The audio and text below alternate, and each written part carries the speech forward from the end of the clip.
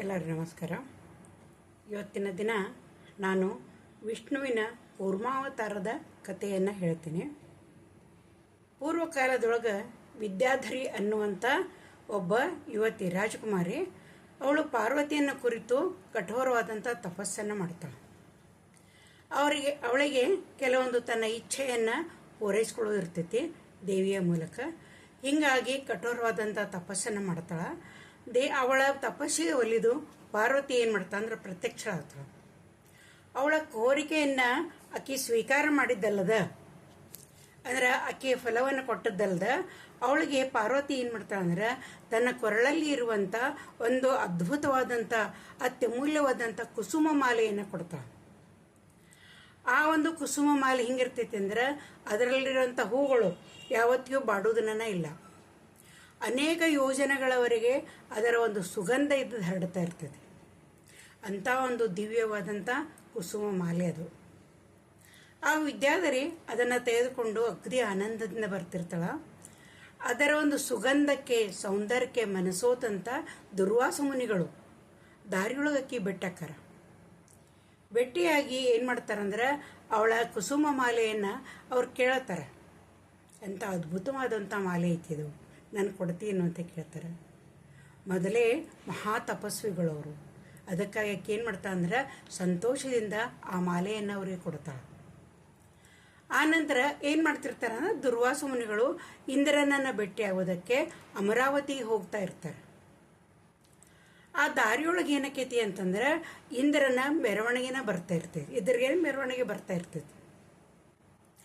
ಐರಾವತದ ಮೇಲೆ ಕುಂತಂತ ಇಂದ್ರ ಅವರಿಗೆ ಭೇಟಿಯಾದ ಕೂಡಲೇ ದುರ್ವಾಸರು ಏನು ಮಾಡ್ತಾರಂದ್ರೆ ಆಶೀರ್ವಾದ ಪೂರ್ವಕವಾಗಿ ಆ ಮಾಲೆಯನ್ನು ಇಂದ್ರನಿಗೆ ಕೊಡ್ತಾರೆ. ಆಗ ಇಂದ್ರ ಏನು ಮಾಡ್ತಾನ ಅಂತಂದ್ರೆ ಆ ಐಶ್ವರ್ಯದಿಂದ ಮದಾಂಧನಾಗಿರ್ತಾನ. ಅಧಿಕಾರ ಮದ, ಐಶ್ವರ್ಯ ಮದ. ಹೀಗಾಗಿ ಅತ್ಯಂತ ಗರ್ವದಿಂದ ಇದೇನು ಮಾಲೆಯನ್ನು ಕೊಟ್ಟಾರಂತೇಳಿ ತನ್ನ ಒಂದು ಏನು ಐರಾವತ ಇರ್ತೈತಲ್ಲ ಅದರ ಒಂದು ಕೋರೆಗೆ ಅದನ್ನು ಒಗೆದ್ಬಿಡ್ತಾನೆ, ಹಾಕಿಬಿಡ್ತಾನೆ. ಆವಾಗ ಆ ಐರಾವತ ಏನು ಮಾಡ್ತೈತಂದ್ರೆ ತನ್ನ ಸೊಂಡಿಲಿಂದ ಆ ಮಾಲೆಯನ್ನು ತಗೊಂಡು ಕಾಲ ಕೆಳಗೆ ಹಾಕಿ ಅದನ್ನು ಹೊಸಕ್ಕೆ ಹಾಕಿಬಿಡ್ತೈತಿ. ಇದರಿಂದ ಈ ದುರ್ವಾಸರಿಗೆ ಬಹಳ ಸಿಟ್ಟು ಬರ್ತೈತಿ. ಈಶ್ವರನ ಪ್ರಸಾದ ಅಂತಂದು ಹೇಳಿ ನಾನು ಈತನಿಗೆ ಆಶೀರ್ವಾದವನ್ನು ಮಾಡಿಕೊಟ್ರೆ ಈತ ಹಿಂಗೆ ಮಾಡಿದ್ನಲ್ಲ ಅಂತೇಳಿ ಭಾಳ ಸಿಟ್ಟು ಬರ್ತೈತಿ. ಮೊದಲ ಕೋಪಿಷ್ಟರು ಅವನಿಗೆ ಇಂದ್ರನಿಗೆ ಶಾಪವನ್ನು ಕೊಟ್ಟು ಬಿಡ್ತಾರೆ. ನೀನು ಯಾವ ಐಶ್ವರ್ಯ ಮತ್ತು ಅಧಿಕಾರದ ಮದದಿಂದ ನೀನು ಮೆರ್ಯಾಕತ್ತೀಯಲ್ಲ, ಈ ನಿನ್ನ ಶಕ್ತಿ, ಸಾಮರ್ಥ್ಯ, ತೇಜಸ್ಸು, ಐಶ್ವರ್ಯ ಎಲ್ಲನೂ ನಾಶ ಹೋಗಲಿ. ನೀ ಅಲ್ದ ನಿನ್ನ ಜೊತೆಗಿರುವಂಥ ಎಲ್ಲ ದೇವತೆಗಳಿಗೂ ಇದು ನನ್ನ ಶಾಪ ಅಂತೇಳಿ ಶಾಪವನ್ನು ಕೊಟ್ಟುಬಿಡ್ತಾರೆ ಅವರು. ಅವಾಗಿಂದ ನನಗೆ ತನ್ನ ತಪ್ಪಿನ ಅರಿವಾಗ್ತೈತಿ, ತಪ್ಪು ಘಟಿಸಿ ಹೋಗ್ಬಿಟ್ಟಿರ್ತೈತಿ. ಅವಾಗ ಏನು ಮಾಡ್ತಾರೆ ಅಂದ್ರೆ ದುರ್ವಾಸರು ತಮ್ಮ ದಾರಿಯನ್ನು ಹಿಡಿದು ಮುಂದೆ ಹೋಗ್ಬಿಡ್ತಾರೆ, ಅವರು ನಿಲ್ಲೋದಿಲ್ಲ.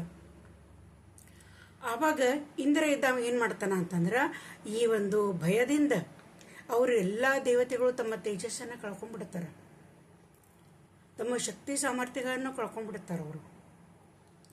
ಅವಾಗ ಏನಾಗ್ತೈತಿ ಅಂತಂದ್ರೆ ಈ ರಾಕ್ಷಸರಿಗೆ ಈ ವಿಷಯ ಗೊತ್ತಾಕೈತಿ. ದೇವತೆಗಳು ಅವರು ದುರ್ವಾಸರ ಶಾಪದಿಂದ ತಮ್ಮೆಲ್ಲ ಶಕ್ತಿ ಸಾಮರ್ಥ್ಯಗಳನ್ನು ಕಳ್ಕೊಂಡಾರ ಅನ್ನುವಂಥದ್ದು ಈ ರಾಕ್ಷಸ ಕುಲಕ್ಕೆ ಗೊತ್ತಾಕೈತಿ. ರಾಕ್ಷಸರ ರಾಜ ಬಲಿ ಚಕ್ರವರ್ತಿ ಆತನು ಪಾತಾಳ ಲೋಕವನ್ನು ಆಳ್ತಾ ಇರ್ತಾನೆ. ಅವಾಗ ಏನಾಗ್ತೈತಿ ಅಂತಂದ್ರೆ ಅವರಿದ್ದವರು ಆ ಪಾತಾಳ ಲೋಕಕ್ಕೆ ಬಂದು ಈ ಎಲ್ಲ ವಿಷಯವನ್ನು ಬಲಿ ಚಕ್ರವರ್ತಿಗೆ ಹೇಳ್ತಾರೆ. ಆ ಬಲಿ ಚಕ್ರವರ್ತಿ ಏನು ಮಾಡ್ತಾನಂದ್ರೆ ಇದೇ ಸರಿಯಾದಂಥ ಸಮಯ ಅಂಥೇಳಿ ಎಲ್ಲ ರಾಕ್ಷಸರನ್ನು ಕರೆದುಕೊಂಡು ಬಂದು ಈ ದೇವಲೋಕಕ್ಕೆ ಮುತ್ತಿಗೆಯನ್ನು ಹಾಕ್ತಾನೆ. ಮುತ್ತಿಗೆಯನ್ನು ಹಾಕಿದ ಕೂಡಲೇ ಶಕ್ತಿಹೀನರಾದಂಥ ದೇವತೆಗಳು ಆ ಯುದ್ಧದಲ್ಲಿ ಸೋತು ಬಿಡ್ತಾರೆ.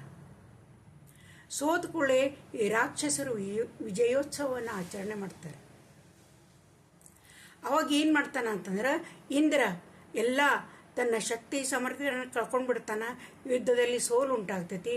ಆವಾಗ ಏನು ಮಾಡ್ತಾನಂದ್ರೆ ಅಮರಾವತಿಯನ್ನು ಬಿಟ್ಟು ಹೊಂಟು ಹೋಗ್ಬಿಡ್ತಾನ ಅವನು. ಅದರೊಂದಿಗೆ ದೇವತೆಗಳು ಕೂಡ ಎಲ್ಲರೂ ಅಮರಾವತಿಯನ್ನು ಬಿಟ್ಟು ಇಂದ್ರನ ಹಿಂದೆನ ಬೆನ್ನತ್ತಿ ಹೋಗ್ತಾರೆ. ಈಗ ಈ ಬಲಿ ಚಕ್ರವರ್ತಿ ಇದ್ದವನು ಆ ದೇವಲೋಕವನ್ನು ಆಳೋದಕ್ಕೆ ಪ್ರಾರಂಭ ಮಾಡ್ತಾನೆ. ದೇವಲೋಕದ ರಾಜ ಅನಿಸ್ಕೊಳ್ತಾನೆ. ಅವಾಗ ಏನಾಗ್ತೈತಿ ಅಂತಂದ್ರೆ ಈ ರಾಕ್ಷಸ ರಾಜ ಅವನು ಬಲಿ ಚಕ್ರವರ್ತಿ ಅಂದ್ರೆ ಅವನಿಗೆ ಈ ಯಜ್ಞ ಯಾಗಾದಿಗಳು ಹವನ ಕೊಂಡಗಳು ಇಂಥವೆಲ್ಲ ಅವ್ರಿಗೆ ಸಹನ ಆಗ್ತಿರೋದಿಲ್ಲ. ಅವುಗಳನ್ನೆಲ್ಲ ನಿರ್ಬಂಧಿಸಿ ಬಿಡ್ತಾನೆ. ಯಾರು ಹವನಗಳನ್ನು ಮಾಡಬಾರ್ದು, ಎಲ್ಲ ಬ್ರಾಹ್ಮಣರಿಗೆ ಅವ್ರಿಗೆಲ್ಲರೂ ಒಂದು ಹಿಂಸೆಯನ್ನು ಶುರು ಮಾಡ್ತಾನೆ. ಯಾರು ವೇದಗಳನ್ನು ಓದಬಾರ್ದು, ಯಾವುದೇ ದೇವರ ಸ್ತೋತ್ರಗಳನ್ನು ಅನ್ನಬಾರ್ದು, ಇಂಥವೆಲ್ಲ ನಿರ್ಬಂಧನೆಗಳನ್ನು ಹಾಕಿ ಅವನೇನಂತಂದ್ರೆ ಆ ಲೋಕವನ್ನು ಆಳೋದಕ್ಕೆ ಪ್ರಾರಂಭ ಮಾಡ್ತಾನೆ. ದೇವಲೋಕವನ್ನು ಆಳ್ತಾ ಇರ್ತಾನೆ. ಇತ್ತಗಡೆ ತನ್ನ ಪಾತಾಳ ಲೋಕಕ್ಕೂ ಅವ ಬಂದು ಹೋಗ್ತಾ ಇರ್ತಾನೆ. ಮುಂದೇನಾಗ್ತೈತೆ ಅನ್ನೋದನ್ನು ಮುಂದಿನ ಕಥೆ